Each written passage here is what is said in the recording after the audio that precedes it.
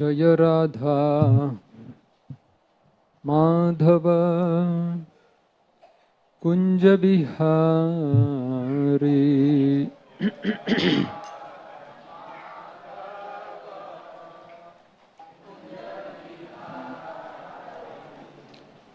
राधा माधव कुंज बिहारी।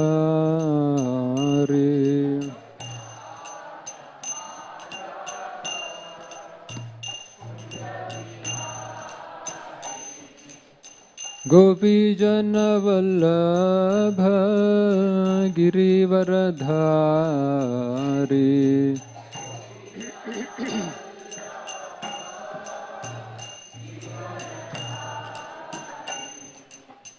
यशोदानंदन ब्रज जनरंजना।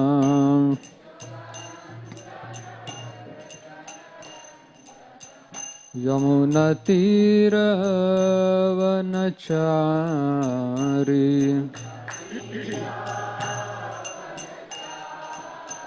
यमुनतीरवनचारी। जयो राधा माधव कुंज बिहारी।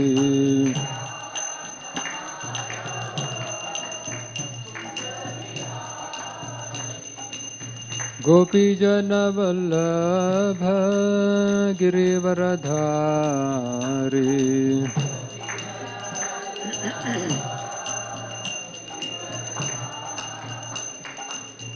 यशोदानंदन ब्रज जनरंजना।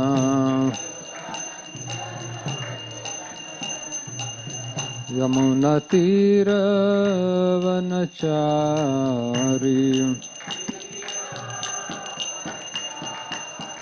जयो राधा माधव कुंज बिहारी।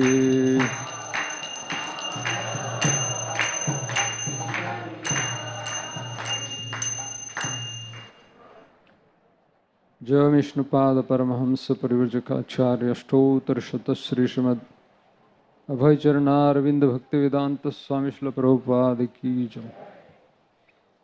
जय विष्णुपाद परमहंस परिव्रजकाचार्य अष्टोत्तर शत श्री श्रीमद भक्ति सिद्धांत सरस्वती गोस्वामी महाराज श्रील प्रभुपाद की अनंत कोटि वैष्णव वृंद की जय।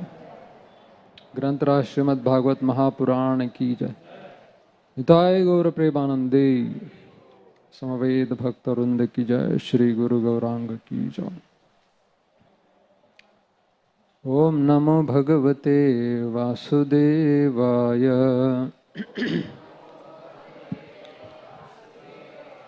ओम नमो भगवते वासुदेवाय।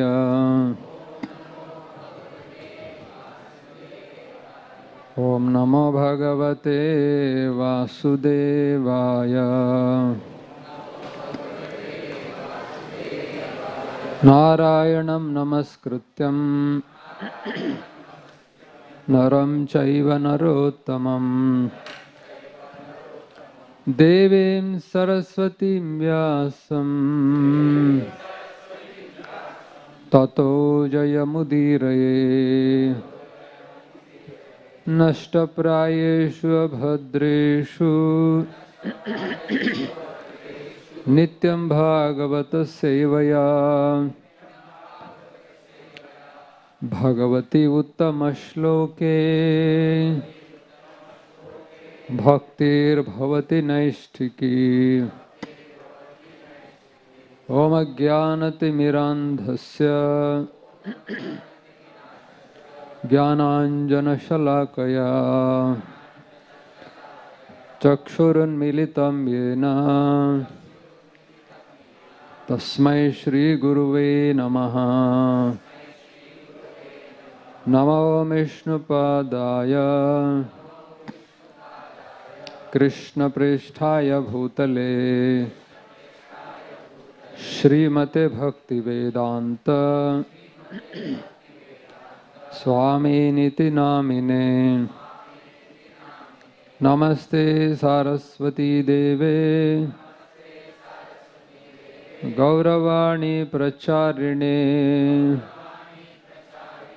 Nirvishesha Shunyavadi Paschatya Deshatarine Shri Krishna Chaitanya Prabhu Nityananda Shri Advaita Gadadha Shrivasadi Gaura Bhakta Vrinda Hare Krishna Krishna Krishna Hare Hare Hare Rama Rama Rama Hare Hare Hare Krishna. Reading from Srimad Bhagavatam, Canto 2, Chapter number 4, Verse number 3 and 4. Paprachachemam evartham yanmam prachata sattama Krishnanubhavashravane Shraddhadhano Mahamana Samstham Vigyaya Sanyasya.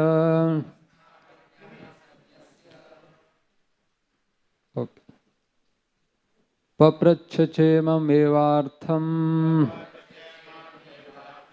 yanmam prachata sattama Krishnanubhavashravane Shraddhadhano Mahamana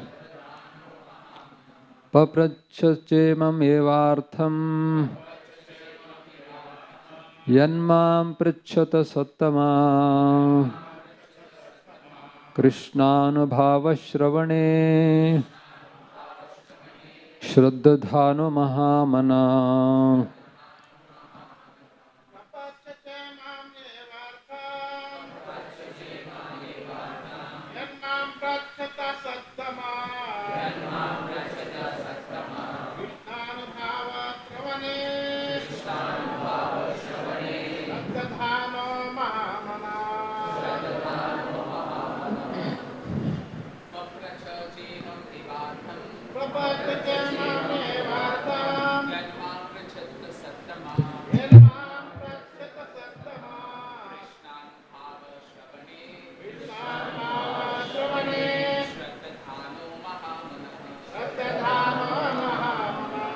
Matajis.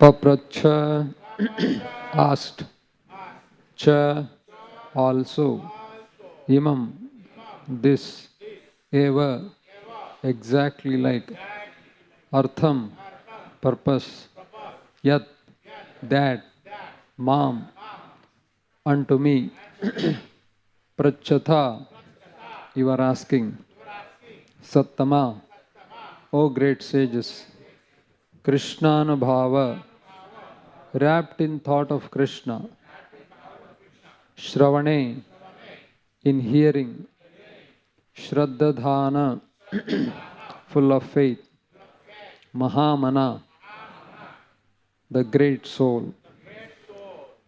Translation and purport by His Divine Grace A.C. Bhaktivedanta Swami Srila Prabhupada. Translation: O great sages, The great soul Maharaj Parikshit, constantly wrapped in thought of Lord Krishna, knowing well of his imminent death, he renounced all sorts of fruitive activities, namely acts of religion, economic development, and sense gratification, and thus fixed himself firmly in his natural love for Krishna and asked all these questions exactly as you are asking me. Purport. The three activities of religion, economic development, and sense gratification are generally attractive for conditioned souls struggling for existence in the material world. Such regulated activities prescribed in the Vedas are called as Karmakandiya conception of life, and householders are generally recommended to follow the rules just to enjoy material prosperity both in this life and in the next. Most people are attracted by such activities. Even in the activities of their modern godless civilization, people are more concerned with economic development and sense gratification without any religious sentiments. As a great emperor of the Lord, Maharaj Parikshit had to observe such regulations of the Vedic Karmakandiya section. But by his slight association with Shukdev Goswami, he could perfectly understand that Lord Krishna, the absolute personality of Godhead, for whom he had a natural love since his birth, is everything. And thus he fixed his mind firmly upon him, renouncing all modes of Vedic Karmakandiya activities. This perfectional stage is attained by a Jnani after many births. The Gyanis or the empiric philosophers endeavoring for liberation are thousands of times better than the fruity workers, and out of hundreds of thousands of such Gyanis, one is liberated factually.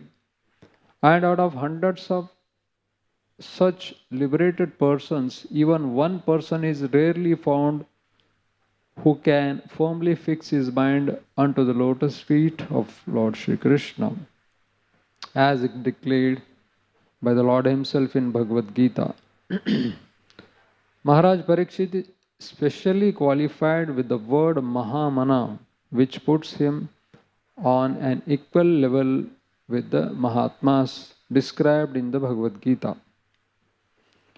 In the later age also there have been many Mahatmas of this type, and they also gave up all Karmakandiya conception of life solely and wholly depending on the Supreme Personality of Godhead Krishna. Lord Chaitanya, who is Lord Krishna himself, taught us in his Shikshashtakam. Ashlishyava padaratam pinashtumam adarshanam marmahatan karotuva yatha tatha va vidadhatu lampato mat prananatastu sayevanyapara. Lord Krishna, who is the lover of many devotees, may embrace this fully surrendered maidservant of, or may trample me with his feet, or he may render me broken-hearted by not being present before me for a long duration of time. But still he is nothing less than the absolute Lord of my heart.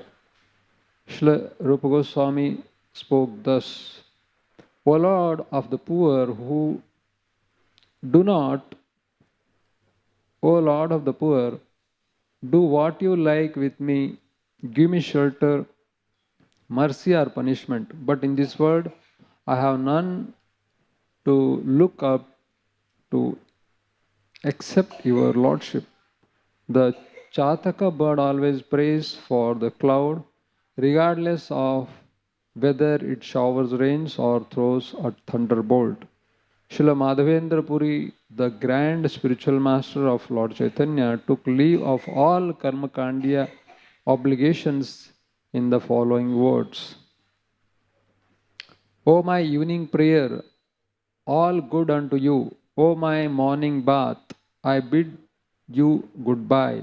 O demigods, O forefathers, please excuse me. I am unable to perform any more offerings for your pleasure. Now I have decided to free myself from all reactions to sins simply by remembering anywhere and everywhere the great descendant of Yadu and the great enemy of Kamsa. I think that this is sufficient for me, so what is the use of further endeavors? Srila Madhavendra Puri said further, let the sharp moralist accuse me of being illusioned. I do not mind. Experts in Vedic activities may slander me as being misled. Friends and relatives may call me frustrated. My brothers may call me a fool. The wealthy mammonists may point me out as mad, and the learned philosophers may assert that I am much too proud. Still, my mind does not budge an inch from the determination to serve the lotus feet of Govinda, though I be unable to do it. And also, Prahlad Maharaj said, religion, economic development, and sense gratification are celebrated as three means of attaining the path of salvation. Of these, Iksha Trayi, especially, that is, knowledge of the self, knowledge of the fruitive acts, and the knowledge of and logic and also politics and economics are different means of livelihood. All these are different subjects of Vedic education, and therefore I consider them temporary engagements. On the other hand, surrendering unto the Supreme Lord Vishnu is the factual gain in life, and I consider it the ultimate truth. Hare Krishna. So we would like to welcome all the devotees for this morning class. Thank you for coming. So in yesterday's verse, Suta Goswami mentions the wonderful qualities of Parikshit Maharaj. In fact, the verse says,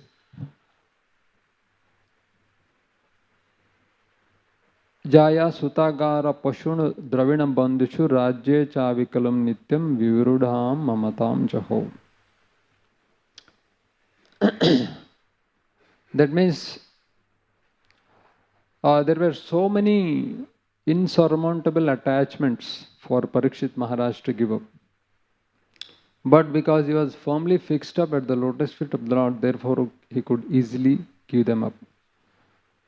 So among them, one's own body, Jaya, the wife, children, Suta, Agara, the palace, Pashu, the elephants and horses, Dravina, the unlimited wealth, Bandhushu, the relatives, Rajya, the unrivaled kingdom. So these are Virudham, Mamatam, it is mentioned over there. That means they are very difficult to give them up. But because Parikshit Maharaj was firmly fixed in devotion to the Lord, so therefore he could easily give them up. So in one of our Brahmachari classes, we were discussing about this verse, wherein there are 8 items which are mentioned here. And a renunciate only has to take care of only one out of these 8, that is one's own body. However, a Grahastha who is practicing Krishna consciousness has to take care of all these 8 items which we just mentioned. So therefore it is very difficult, it is a challenging task for any Grahastha who is actually practicing Krishna consciousness compared to the renunciates. But here Parikshit Maharaj, being a Rajarshi, great soul, and he could easily give these very difficult things to give up, as it's mentioned that, because he was firmly fixed up at the lotus feet of the Lord. And in today's verse, it is mentioned that he renounced all these fruitive activities also. In the first canto, the glories of Parikshit Maharaj have been mentioned very elaborately. So when Parikshit was a little child, he could see the form of the Lord within his own womb, mother's womb. It is mentioned over there, Angushtam matram amalam puratamaulinam apivya darshanam shamam tadit vasasam achyutam. A little Parikshit Maharaj, he was wondering, looking at the form of the Lord in one's own mother.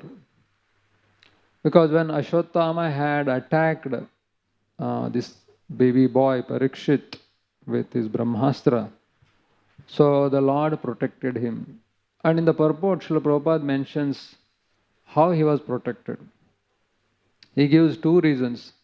The first one, he says that because Parikshit Maharaj had a spotless devotion for the Lord, therefore he was protected. And secondly, he was the only child, surviving child, male descendants in the the dynasty of Pandavas. Therefore, he was protected by the mercy of the Lord. And further, the glories of Parikshit Maharaj have been mentioned over there. It is really amazing to see how qualified he was. The first of all, it is mentioned that he was Vishnu Rata. That means he was personally protected by Lord Vishnu, as we just saw. And he is also mentioned as Bharata, that means descendant of King Bharat Maharaj.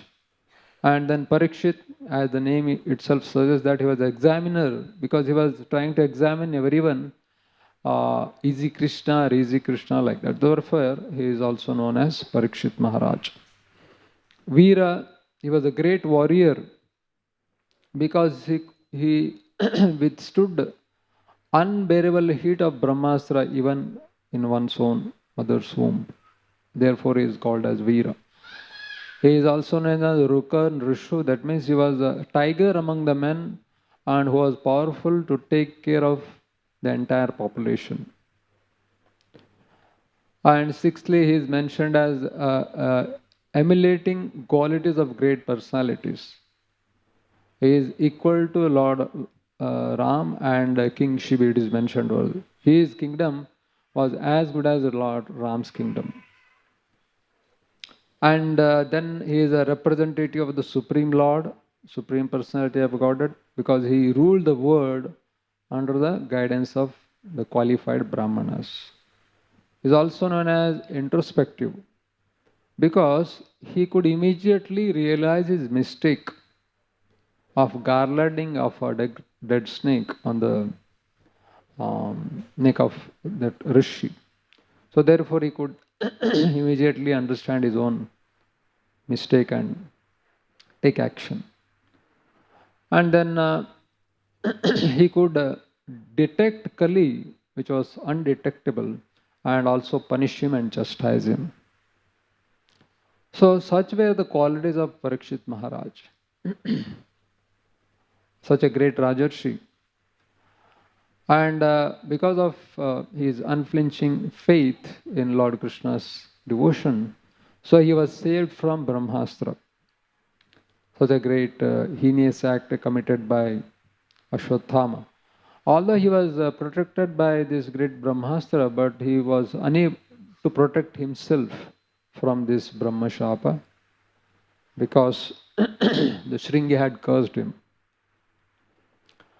And it is very inconceivable to understand how is it possible for such a great Rajarshi, such a qualified king, is equal to Lord Ram, such great personality, and he could not protect himself, or in fact the Lord did not also protect him, although he protected him when he was in the womb of his mother.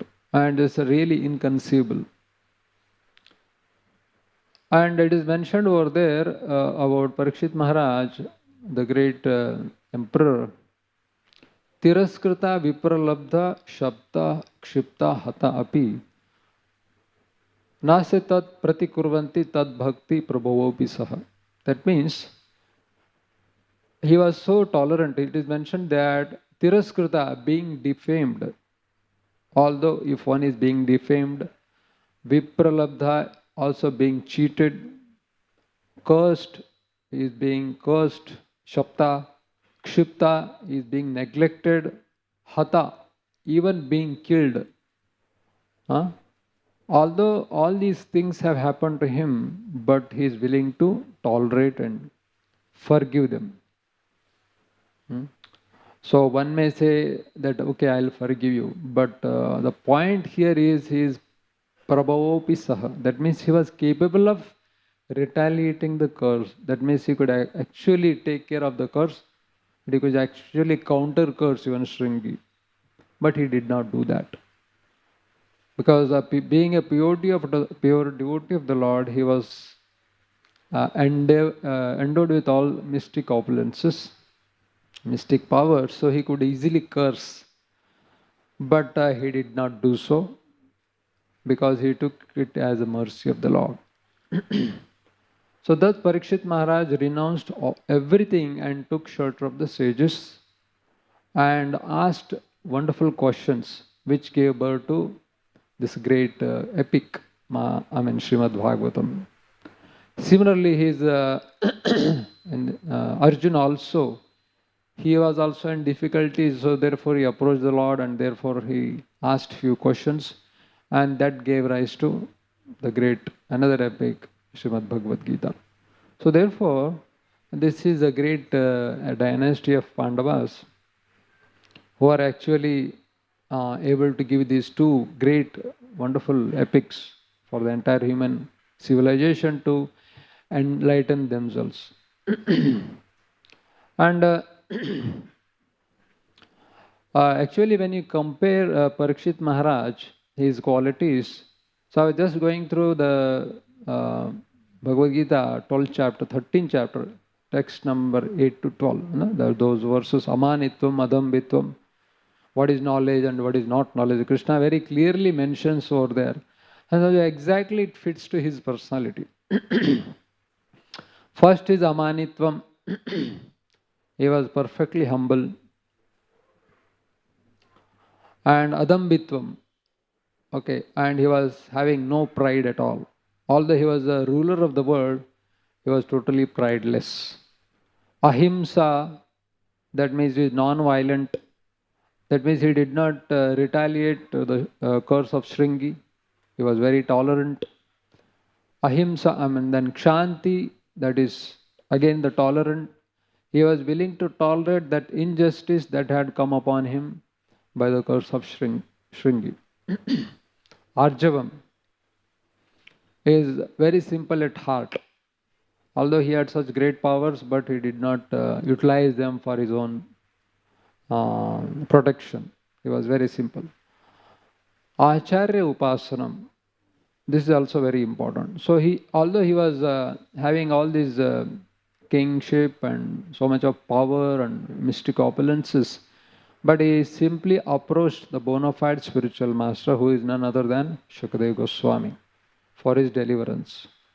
Shaucham, he was very clean externally and internally, because he was without any envy towards anybody. Sthairyam, he was very steadfast. We can see his personality. He was very steadfast in entire his life. And Atma Vinigraha, that means he was able to control himself among this great turbulence. And later on it is mentioned that Asakti Anabhishvanga, he was totally free from the attachment of the three things. It's mentioned there, Putra Dara Grahadishu. Same thing here also it is mentioned. He had no attachment towards his son's wife and the royal palace. So that is a great qualities of this great Mahajan, Parikshit Maharaj. So therefore, a true devotee like Parikshit Maharaj knows well that people are not the cause of my suffering. So it is generally seen that anything, some bad thing happen to people like us, so we easily start cursing people. And here we see in the personality of Parikshit Maharaj, he did not do that. And this quality of forgiveness is a great opulence of a devotee. And we can see in the history, Second World War. In Second World War, there were so many millions of people were killed. And there are so many concentration camps. And in one such concentration camp, there are 50,000 women and children were amassed. How many? 50,000. And their technique of killing them was, gasping them by, poisonous gases and then kill them. So such atrocities were performed in the past. And all these 50,000 children and women were killed. And at the end of the game, all these authorities came to clear all the dead bodies because there were a huge heap of such dead bodies. And for their surprise, they found one very amazing thing there. So what happened was that one of the lady, she had written a kind of a note or a prayer, and what she had done, that she had tied up with a string with her own to her own finger before she died. So these people came, the authorities, and they wanted to see what is there, and she actually read out the prayer. It was a prayer written to the God. Can you imagine a person dying and he is praying to the Lord? And what is it praying? So let us see. So she wrote over there, "Dear Lord, we know that we are about to die any time now. But, my dear Lord, when it comes to their judgment," that means these perpetrators who were, killing all these people, when it comes to their judgment, please, she's mentioning to the Lord, don't just judge them, because their atrocities have created a lot of improvement in our life. And she further says that, see that these concentration camps, they created us for our destruction. And in the meantime, what has happened, that we have been able to develop friendship amongst all those people who are about to die now. So there are thousands and thousands of people, and they could develop friendship because everybody knew that they were about to be dead now. So they developed this great friendship amongst them, and thus they actually developed the deep relationship between them, because they could see that how everybody is about to die and how everybody is very, very helpless. So then they write over there that, see that some good has come from this kind of atrocities, because we are able to develop some relationship between amongst us. And allow that good come in your mind when you judge them. And then ultimately they are saying that she is writing that, please forgive them. Please forgive. Can you imagine this kind of tolerance, this kind of forgiveness? And they were not trained up Vaishnavas anyways. They are just living people out there. They never attended any forgiveness seminar or anything. They were never into bhakti process, but still they could forgive. So this is a great quality of Vaishnava. I was hearing one lecture of His Holiness Swayam Bhagavan Keshav Swami Maharaj, and he was speaking about one particular community in America, which is known as Amish community, basically Christian people living in one corner of America. So once it so happened that the community had their own school where these children used to go and learn their whatever. So once it so happened that one man all of a sudden came into that school with a big gun and started shooting all the girls. And he managed to shoot 9 of them. 9 of the girls were dead by his shooting of gun. And then there was a great chaos, and then all the parents, they came to see their children dead.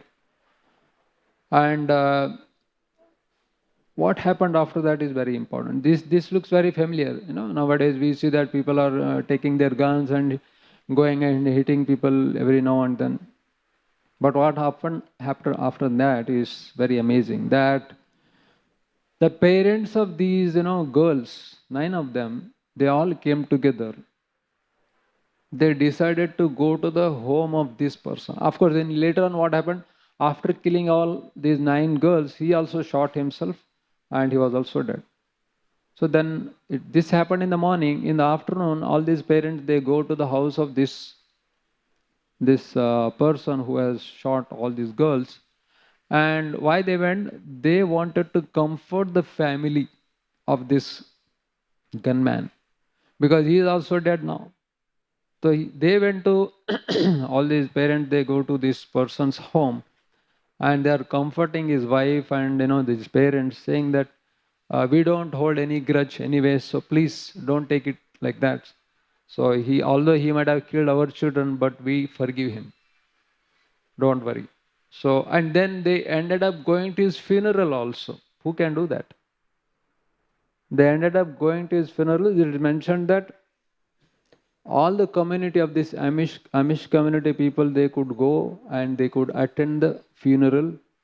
And in comparison to the people who are coming from this person's family members, they were very few compared to the entire community coming together to the funeral of this person, and ultimately they had already forgiven him. And later on it was revealed that why he had to kill all these 9 children all of a sudden. So later on it was found out that he himself had lost his own daughter because of some accident or something. She had passed away. So he had a very frustrated life now, because he had only one daughter and she is no more. So therefore, after 10 years, after suffering for 10 years, then he took this gun and he shot all these girls. That means he has actually the 10 years have passed, but still he could not forgive and he could not forget this act. He could not forgive the God. He was always telling, he used to say that, how is it that if God is all merciful, how is it that he is unable to, give any justice to me? How is it that he could take my child like this all of a sudden? So he could not forgive God also. But here are the people, so they could immediately forgive him. Morning this happened, in the afternoon they were able to go to the home of this person and forgive them, and also go to his funeral. Isn't it a really great Vaishnava quality? Although they were not practicing any Vaishnavism or anything like that. But such qualities are very important to emulate. So therefore, we see that also it is not only over there, but in our scriptures also, we see how devotees are very tolerant and very, very forgiving. Of course, the Lord himself is the first example, because he just doesn't give pep talk and tell us that, okay, you forgive. So that would be something highly questionable. Therefore, he personally forgives. We see in the lives of all these great personalities like Lord Ram, he could also forgive Ravana for all his atrocities. He was willing to forgive him. But Vinasha Kale Viparita Buddhi, he could not understand it, so ultimately he perished. But he was willing to forgive. The Lord was willing to forgive. And later on, he actually does his funeral also, isn't it? Although his own brother Vibhishan was unwilling, but Lord said, no. Now he is dead and no enmity at all. So now he just forgave him. Let us give him final rites. So the Lord urged him to do the final rites. So we can see how the Lord himself is so forgiving. And we can see that how Krishna also forgave Gandhari. And you can see the Gandhari's life. She could curse Krishna. She had the audacity to curse Krishna. And Krishna very humbly accepted it. No problem. If you want to curse me, no problem. And what is occurs? The entire dynasty of Yadus will be annihilated. Could Krishna not retaliate it? But Krishna humbly accepted it, saying that, okay, if you want to say like this and let it happen, let it happen. Krishna could easily forgive her. And Lord Chaitanya, we have seen in the pastimes of Lord Chaitanya how he forgave Amogha. He was such a nasty person who was, unnecessarily creating disturbance in Vaishnava society. So therefore, even Lord forgave him. And all those, Brahmanas in Navadvip, when Lord Chaitanya was very ecstatic, chanting the names of Gopi, Gopi, and then they were, cursing and saying so many things to Lord Chaitanya. So Lord Chaitanya also forgave all these people. And we can see all these great personalities like Chitraketu, he forgave for everything, whatever happened to him. Then Maharaj Amrish, Amrish Maharaj was the great ruler of the entire planet Earth. So he could easily forgive Durvasa Muni, although Durvasa Muni was such a great renunciate. But although all the fault was of this Durvasa Muni, but it is Amrish Maharaj who forgave him. Such a great personality like Amrish Maharaj. Prahlad Maharaj, whether it is Pandavas. So all these personalities have such great quality of this forgiveness. And also we see that how Jesus Christ was crucified and he also forgave all the perpetrators. He said that, please forgive them for they do not know what they are doing. Even Haridas Thakur. So all these personalities have shown us that what is important in one's life is to forgive, even if there is injustice. Even if there is injustice. Because unless we develop this quality of forgiveness, unless we make our heart soft by forgiving others, the bhakti will never be produced within our hearts. Although it is easy to speak about this sitting on Vasasan, it is not easy to practice, but it is very, very essential. So, of course, in today's verse, Srila Prabhupada is speaking much about Karmakandiya section of Vedas and how it is not at all beneficial for the living entities. And we see that in one of the songs of Narottam Das Thakur, he mentions that Karma Kanda, Jnana Kanda, Kevala Vishera Bhanda, Amrita Baliya Yeba Khaya, Nana Yoni Sada Fire, Kadarya Bhakshana Kare, Tara Janma Adha Patha Yaye. That means he said that this Karma Kanda, that means practicing holding so many sacrifices for one's own elevation to the heavenly planets, so that one can enjoy for a good number of years there, or Jnana Kanda, or by mental speculation to try to understand the Lord. So he is comparing both of these processes to the poison of pot of poisons. What happens in this is that they think that this is going to make me happy, and they endeavor so much, but at the end they end up eating all kinds of abominable foods and degrade themselves. So therefore, Narottam Das Thakur never recommends such a process. And also we see that Bhagavad Gita also Krishna says that Yam imam pushpitam vacham pravadanti avipashchitaha.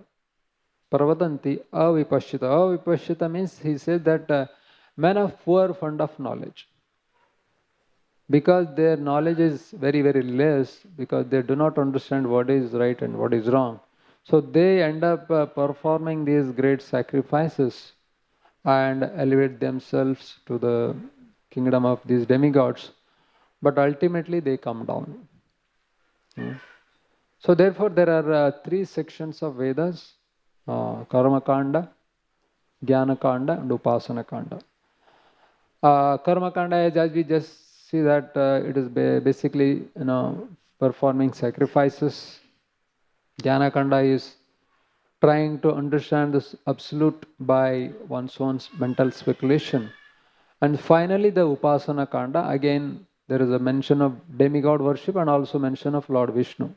So therefore, more than 95% of all the Vedas and Upanishads is containing of all such lower religious principles. However, very, very less portion of it is, that is actually bhakti, that is devotion to the Lord. So in this regard, I was trying to recollect this simple example of Srila Prabhupada and his father, Gaur Mohande. Gaur Mohande, we know that Leela we see that Gaur Mohande he was a cloth merchant. He had a cloth shop. And at night, what he would do to send away these rats, he would put a bowl of rice every night, so that he wanted to protect actually the precious cloths. And it would happen that every time these rats would come and they would eat all the rice kept over there, and ultimately they would spare the precious clothes, isn't it? Something like that. So those who are rat kind of mentalities, they will be attracted to the simple this kind of food or enjoyment, but they will never be able to get the highest. Here the highest is love of God, which is comparable to the precious cloths in the house, in the shop of Gaur Mahande, isn't it? So unless one becomes a human being, not just a human being, a thoughtful human being, and then takes to the devotional service of the Lord, he will never be able to achieve the highest goal of life, which is love of God. And just like Gaur Mohande, any human being could go to his shop and buy any clothes, because human being has a higher intelligence, isn't it? But these rats, they could only create havoc in his shop. So therefore he could somehow or other drive away these rats by feeding them unnecessary food. I mean, for them it is very good, but for him it is useless, isn't it? So therefore, also Krishna does the same thing, in the sense that if one, as long as one is interested in sense gratification and elevation to the heavenly planets, okay, Krishna has given enough information in the Vedas wherein one can read them and perform these sacrifices and try to elevate oneself. But again, it's a cycle of birth and death. There is no actually escape unless one takes to the devotional service of the Lord. So therefore, also we see that Sarvabhauma Bhattacharya, he was a great philosopher, a monist, and also Prakashananda Saraswati, they were into Jnana Kanda. They were trying to understand the supreme absolute truth by their mental speculation, and they were actually floating. Not floating, they were drowning in the ocean of such mental speculation, but it is Lord Chaitanya who actually saved them, isn't it? So, so therefore, this section of Vedas, Karma Kanda and Jnana Kanda, will never help one to progress. And therefore, Krishna personally says in Charitamrita, is mentioned over there, Krishna kahe ama bhaje mage vishaya sukh, amrita chhadi visha mage ei bada murkha. Krishna says that after coming to me, if you are still asking for this material sense gratification, so that is like a murkha, bada murkha, that means you are a great fool. Then he further says that Ami Bhigya Yahi Murkhe Vishay Kena Diva So Charanamrita Diya Vishay Bulaiba. Then he says that I am not like a fool like you, I am a Bhigya, I am an intelligent. Yahi Murkhe. Vishay Kena, why will I give you sense gratification? If one approaches Krishna, even with material sense gratification, Krishna may not give them. What will he give? Certainly, he says that so charanamrita diya vishay bhulaiba. That means I'll give my nectar of my own lotus feet, service to my own lotus feet, and then vishay bhulaiba. Only then we can forget this vishaya, sense gratification. So therefore, when we approach the Lord, we should actually ask for the highest gain, that is love of God. And even if one approaches God and asks for all these material benefits, so Krishna may award them. But in the meantime, the person who is actually enjoying them will realize that it is simply a miserable life. So ultimately he will take to pure devotional service. So therefore, Bhakti Siddhanta Thakur used to always mention this verse. He would say that Jnanavalambaka kechit, kechit karmavalambaka, aham tu haridasanam padatranavalambaka. He used to say that some people take to Jnana Marga, Jnana Kanda, and some other people take to Karma Kanda. But then he would say that Vayam tu Haridasanam padatranavalambaka. That means I only take shelter of the lotus feet of Vaishnavas because they have a love for Krishna and I am happy with it. So therefore, we can understand with all of this, our discussion, that what is worth to gain in one's life. That not these material benefits. They will be there anyway, because in order to live one's life, we may need them, and Lord will fulfill them to the extent we are able to get it, and it is good for our spiritual life. So unnecessarily, taking a lot of interest and a lot of hard work to amass material sense gratification may not help one in one's own devotional service. So therefore, in this month of Kartik, we also pray to the Lord. Namo Deva Damodara Ananta Vishnu Prasida Prabhu Dukkha Jala. So where actually we are suffering a lot in this material world. So therefore we should take shelter of Lord Damodar, and we actually we request and we actually beg for the mercy of the Lord. Only when the Lord bestows His mercy upon us, we can actually give up this lower tendency and take to the higher the aspect of life, that is pure devotional service. So thank you very much. Hare Krishna, Krishna Krishna, Hare Hare, Hare Rama, Rama Rama. Srila Prabhupada ki jai, Sri Granthara Srimad Bhagavat Mahapurana ki jai. Hidaya Gaur Premanande.